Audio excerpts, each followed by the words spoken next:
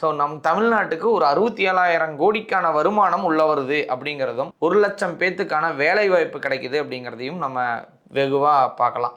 அதுக்கான புரிந்துணர்வு ஒப்பந்தங்கள் இந்த மாதிரி நிறைய விஷயங்கள் இன்னைக்கு கையெழுத்தாகிட்டே இருக்குது அப்படிங்கிறதையும் நம்ம பார்க்குறோம். ஏன் இதை நான் ஒரு பர்டிகுலராக சொல்கிறேன் அப்படின்னா, ஏன்னா எல்லா இடத்துலையும் இந்த காசு அப்படிங்கிறத குறைஞ்சு ஸோ மனிதர்களை மதிக்கிற தன்மை வளருது அப்படிங்கிறதுக்காகவே தாவேக அரசுக்கு ஒரு பாராட்டையும் தெரிவிச்சுக்கலாம். இப்போ எந்திரிச்சு திமுகல சூரியனுக்கு கிட்ட போக முடியாது, சூரியனுக்கு எங்கேயுமே போக முடியாது அப்படின்னு சூரியன் தனித்து விடப்பட்டது அப்படித்தான் நம்ம எடுத்துக்கணும். சூரியனுக்கு யாரும் கிட்ட போக முடியாது, மக்கள் வாழ்றதுக்கு தகுதி இல்லாதது சூரியன் அப்படின்னு சொல்லி மக்கள் என்ன பண்ணிட்டாங்க, அந்த கிரகத்தை தனித்து விடப்பட்டாங்க.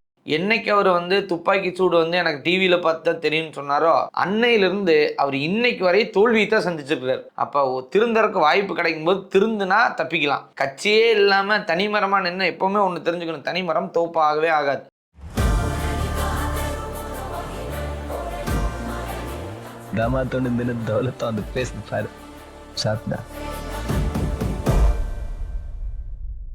பிளாக் அண்ட் ஒயிட் நேயர்களுக்கு வணக்கம். 67,000 கோடிக்கு முதலீட்டாளர்கள் மாநாட்டில் நமக்கு முதலீடுகள் வரப்போகுது அப்படிங்கிறதும் 1,06,000 பேத்துக்கு வேலை வாய்ப்பு வரப்போகுது அப்படிங்கிறது இன்னைக்கு தான் ஒரு ஹாட் நியூஸாக நம்ம பார்க்குறோம். ஸோ ஒரு புதிய அரசாங்கம் அமைஞ்சு ஒரு 3 மாதத்தில் நிறைய விமர்சனங்களை சந்தித்தது எனக்கு தெரிஞ்ச அரசாங்கம் தான். ஏன்னா அதிமுக திமுக அந்த மாதிரி இருக்கக்கூடிய ஒரு பெரிய ஒரு பலம் பொருந்திய ஒரு கட்சியை ஓவர் நைட்டில் தொடச்சு காலி பண்ணி ஒரு 60 வருஷத்துக்கான வரலாற்றையே இல்லை அப்படிங்கிற அளவுக்கு மக்கள் மனசுலேருந்து வெளியில் எடுத்த ஒரு கட்சிகளாக காண்பித்து இன்னைக்கு தாவேக அரசு உள்ள வந்திருக்கிறாங்க. அது அந்த விரக்தியின் காரணமாக திமுகலையோ அதிமுகலையோ பல நபர்கள் பல விதமான கேலி சித்திரங்களாக இருக்கட்டும், இல்லை விமர்சனங்களாக இருக்கட்டும், முக்கியமாக எதிர்க்கட்சி தலைவர்கள் பண்ணுற விஷயங்கள் எல்லாமே மிகப்பெரிய விசித்திரமான செயலாக இருந்தது. ஏன்னா ஒரு கட்சி ஒரு அரசு அமைஞ்சிருக்குது அப்படின்னா அதுக்கான ஒரு கிவன் ஸ்பேஸ் ஒரு 6 மாசம் கூட இல்லாத ஒரு மிகப்பெரிய தொந்தரவுகளுக்கு ஆளானது தாவேக அரசு அப்படின்னே சொல்லலாம். அவங்க இன்னைக்கு ஒரு வெற்றி அப்படிங்கிற ஒரு லேண்ட்மார்க் ரெஜிஸ்டர் பண்ணியிருக்கிறாங்க. எதன் மூலியமா அப்படின்னா வெற்றி முதலீட்டு மாநாடு மூலியமா. ஸோ நம் தமிழ்நாட்டுக்கு ஒரு 67,000 கோடிக்கான வருமானம் உள்ள வருது அப்படிங்கிறதும் 1,00,000 பேத்துக்கான வேலை வாய்ப்பு கிடைக்குது அப்படிங்கிறதையும் நம்ம வெகுவாக பார்க்கலாம். அதுக்கான புரிந்துணர்வு ஒப்பந்தங்கள் இந்த மாதிரி நிறைய விஷயங்கள் இன்னைக்கு கையெழுத்தாகிட்டே இருக்குது அப்படிங்கிறதையும் நம்ம பார்க்குறோம். ஏன் இதை நான் ஒரு பர்டிகுலராக சொல்கிறேன் அப்படின்னா, நிறைய இண்டஸ்ட்ரீஸ் வெளியில் போயிடுச்சு அப்படின்லாம் பல விமர்சனங்கள் இருந்தது. ஆமாம், அது இங்கிருந்து ஆந்திரா பக்கம் போனது உண்மைதான். ஆனால் எதனால அப்படின்னா கவர்மெண்ட்டோட ஸ்டெப்பெல்லாம் என்னன்னு தெரியல, நாங்கள் ஃபேஸ் 2 இங்கே ஓப்பன் பண்ணல, நாங்கள் வெளியில் ஓப்பன் பண்ணிக்கிறோம் அப்படின்னு. இது எப்போவுமே ஒரு கவர்மெண்ட் மாறும்போது வரக்கூடிய ஒரு விஷயம்தான். ஆனால் பழைய கவர்மெண்ட்டில் நிறைய கம்பெனி வரவே இல்லாமல் போனாங்க, சும்மா ஒப்பந்தம் மட்டும் போட்டுட்டு வரவே இல்லை. எதனால அப்படின்னா இவங்க கேட்குற கட்டிங் எங்களால் தர முடியல, எங்களால் அதனால வர முடியாது, எங்களுக்கு அதிகமான ரிசோர்ஸ் அங்கே இல்லை, ஸோ நாங்கள் வந்தால் நாங்கள் லாபம் சம்பாரித்து கவர்மெண்ட் கொடுக்கறதுக்கு தான் எங்களுக்கு சரியாக போயிடும் அப்படின்னு பல இடங்களில் முதலீட்டாளர்களுக்கு பல இடங்கள் குடைச்சல் இருந்துக்கிட்டே இருந்தது. அதாவது எந்த ஒரு முதலமைச்சரும் ஊழல் பண்ணால் அவர் யாராக இருந்தாலும், என் சொந்த கட்சியினராக இருந்தாலும் தண்டனை இல்லை, அவங்கள ஜெயிலுக்கு தான் அனுப்புவோம், இல்லை கேஸ் நடக்கும் அப்படிங்கிற ஒரு ஸ்டாண்டை எடுத்ததே இல்லை.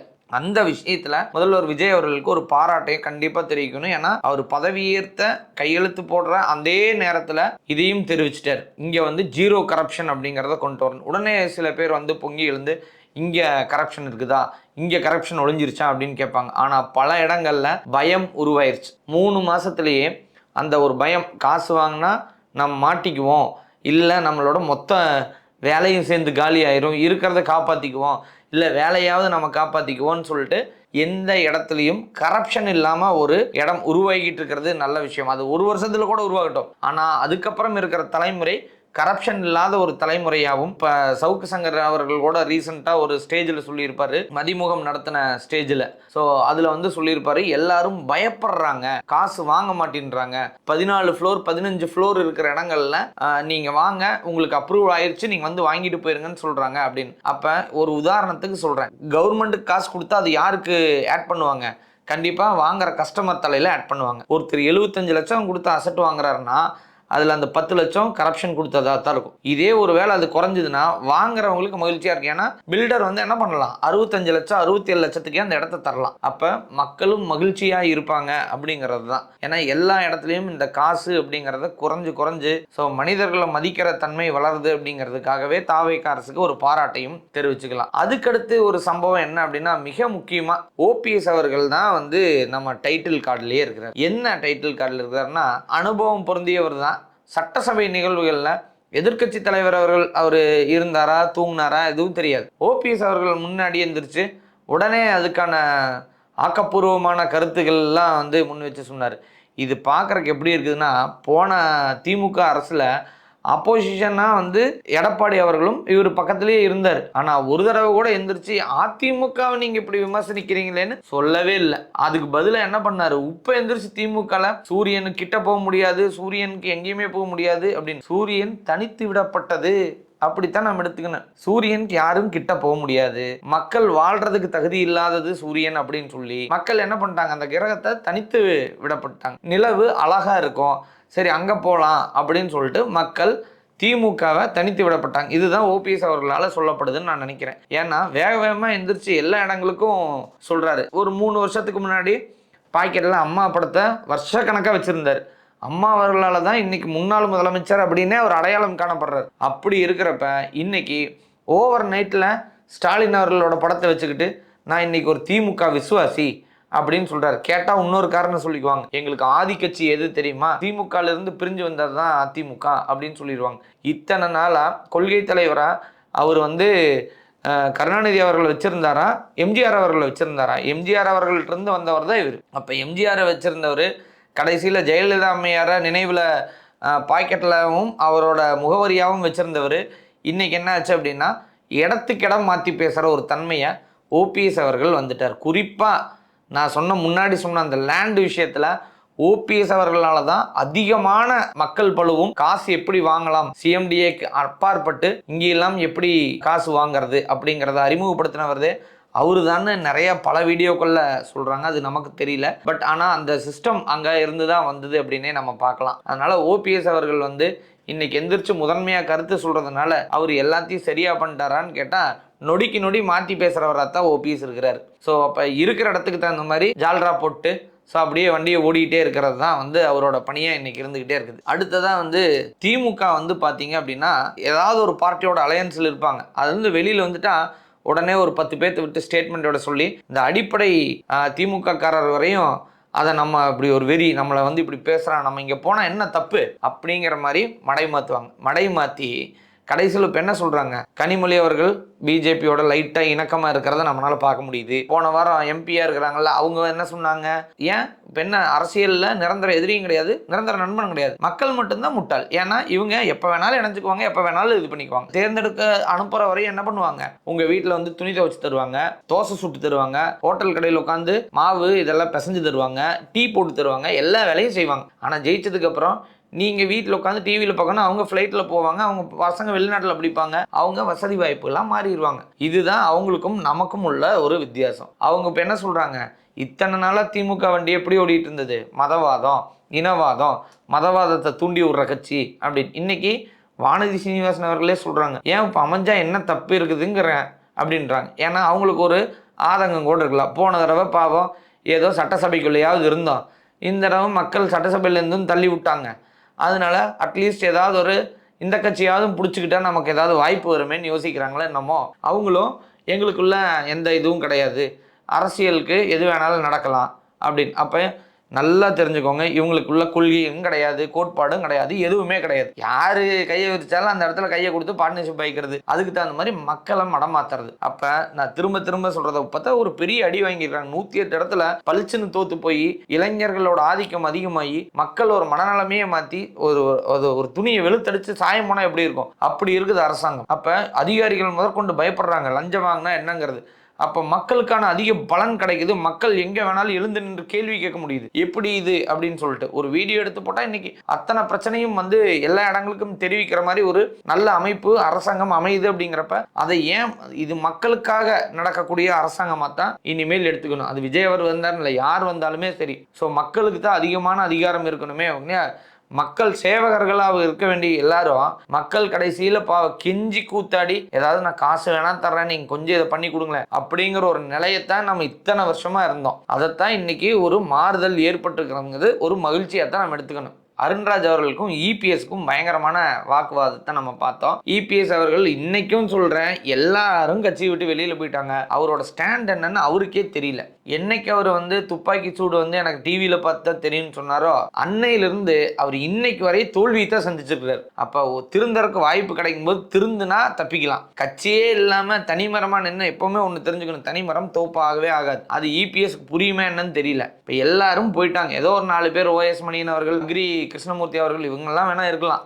இபிஎஸ் அவர்கள் எந்திரிச்சு என்ன சொல்றாரு, இப்பவும் நாங்க அமித்ஷா ஒரு மத்திய அமைச்சரே சொல்லும் போது அதை எப்படி நாங்க வேண்டான்னு சொல்றது, நாங்க அதை எதிர்க்கிறோம் அப்படின்னு சொல்றாரு. அதாவது தொகுதி மறுவரை அப்படிங்கறத வரணும்னு விருப்பப்படுறாருன்னு நினைக்கிறேன். தமிழ்நாட்டை பிரிக்கிறதுல இபிஎஸ் அவர்களுக்கு என்ன லாபம்னு தான் எனக்கு தெரியல. எந்த கருத்தின் அடிப்படையில் தமிழ்நாட்டுக்கு நன்மை எல்லாம் கிடைக்கும்னு சொல்றாங்க. இப்படி சொல்லித்தான் ஹிந்தி திணிப்பு அப்படிங்கிறத மத்திய அரசாங்கம் கொஞ்சம் கொஞ்சமா உள்ள கொண்டு திணிச்சுக்கிட்டே இருக்கிறாங்க. இன்னைக்கு வேலையாட்கள் தமிழ்நாட்டில் இல்லவே இல்லை. அதை யாராவது பத்தி சிந்திச்சிருக்கிறாங்களா? வீரமும் கம்பீரமா இன்னைக்கு வேலை செஞ்சுக்கிட்டு இருந்த எல்லா இடங்கள்லயும் எல்லாமே ஹிந்தி பேசுறவங்க மட்டும்தான் இருக்கிறாங்க. அப்ப தமிழால் சுத்தமா இல்லாத ஒரு சூழ்நிலை உருவாக்கிட்டே இருக்கிறதுங்கிறத எதனால உருவாச்சு? எல்லாம் ஒயின் ஷாப் பக்கம் போனதுனாலையும், எல்லாத்துக்கும் கஞ்சா மேல இல்ல ஏதாவது சிகரெட்டு மேல இல்ல அவங்க டாஸ்மார்க் ஒயின் ஷாப் மேலே.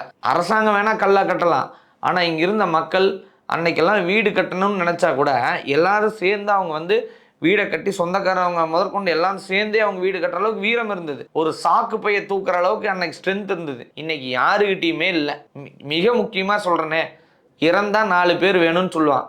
4 சொந்தக்காரனாவது 2 கிலோமீட்டருக்கு சுடுகாடு, 2 கிலோமீட்டருக்கு சொந்தக்காரன் மாற்றி நம்ம இறந்தவங்களை தூக்கிட்டு போய் அடக்கம் செஞ்சதெல்லாம் அன்னைக்கு இருந்தது. இன்னைக்கு யாராவது தூக்கிட்டு போகிறதுக்கு பலு இருக்குதா? ஃபர்ஸ்ட்டு இன்னைக்கு ஆம்புலன்ஸ் சர்வீஸ் இல்லை அப்படின்னா அப்படியே இறந்த இடத்துலையே இருக்க வேண்டியதுதான். அப்போ இதெல்லாம் கேடு யாருனால வந்தது அப்படின்னா இந்த திராவிட கட்சிகள்னால தான் இந்த கேடு வந்தது. அப்போ ஜீன்லேயே நம்மளுக்கான ஸ்ட்ரென்த்தை குறைச்சது திராவிடத்தின் பெருமை அப்படின்னே நம்ம எடுத்துக்கலாம். ஸோ வேஸ்ட்டாக திராவிட மாடல், அந்த மாடல், இந்த மாடல்னு கொண்டு எப்படி சரக்கு அதிகமாக விற்கலாம், அதில் தான் மூமெண்ட்.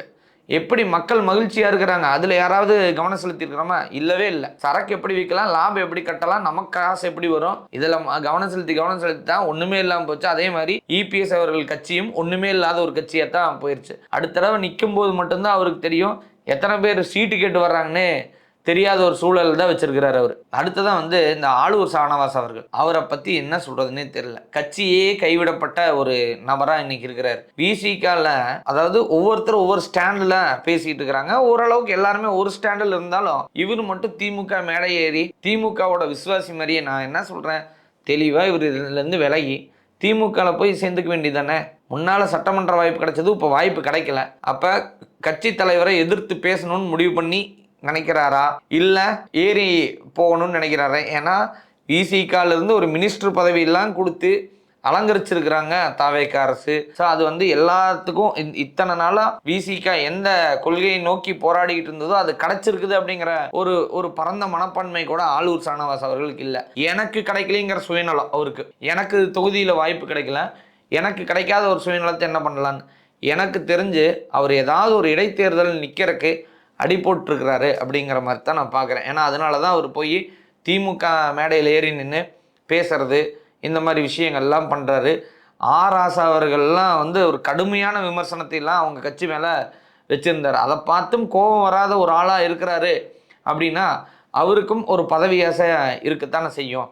அந்த பதவி ஆசையில் தான் அவர் என்ன பண்ணுறாரு, ஸ்டேஜ் மாதிரிலாம் ஏறி நின்று கடுமையாக தாவேக அரசை விமர்சனம் பண்ணுறது. ஸோ அந்த மாதிரி இடங்களுக்கு இப்போ ஒன்று விசிக கட்சியிலேருந்தே அவரை ஒன்று வேண்டான்னு சொல்லலாம், இல்லாட்டி அவரே இல்லை நான் விசிகாலேருந்து திமுகவுக்கு மாறிக்கிறேன் அப்படின்னு சொல்லலாம்.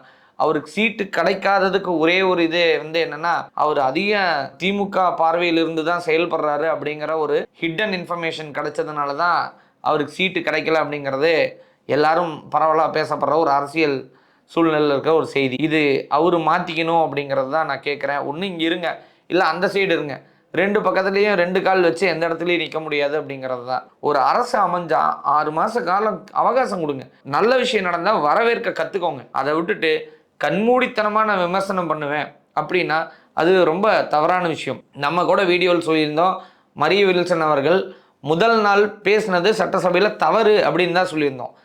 ஒருத்தர் சொல்லி ஒருத்தர் சீனியர் நம்மகிட்ட சொல்கிறாரு அப்படின்னா சுட்டி காட்டும் போது அது நம்ம வந்து பயிற்சி எடுத்துக்கணுமே ஒழிய, உடனே நான் வந்து இந்த மதத்தை சார்ந்தவன், நான் வந்து இந்த எனக்கு இப்படித்தான் வரும், ஆங்கிலம் வராது, தமிழ் வராது, ஆங்கிலம் தான் வரும் அப்படின்னு அவர் சொல்கிறது அப்படிங்கிறது முதல் அவர் கன்னி பேச்சாளராக இருக்கும்போது ஒரு யதார்த்தமான நடந்த ஒரு விஷயம்.